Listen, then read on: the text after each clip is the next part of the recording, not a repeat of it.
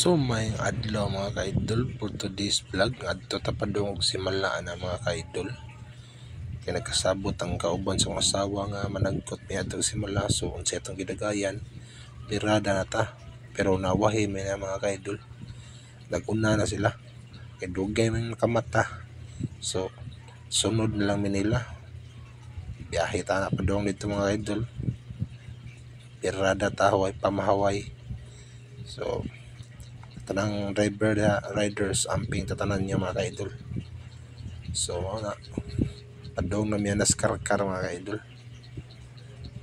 Pag abot na muskarkar, uy naaday dito lami kay mga pagkaon idol.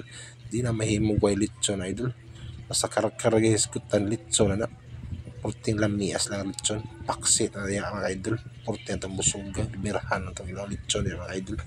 Lami ay tanan mga piatsarag suka. Pag humana busog naman sulob na sa silmit, padayo na sa tapadong simala mga ka-idol. O mga na dito nata skin na dali padong natag simala na mga ka-idol. Kaya mga nagkuna na mga itong kauban, kita na rin nawahi.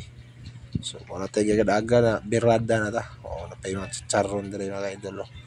O piya mo diha o porting lami Kung maabot na yung lugar muna yung timilang karkara na.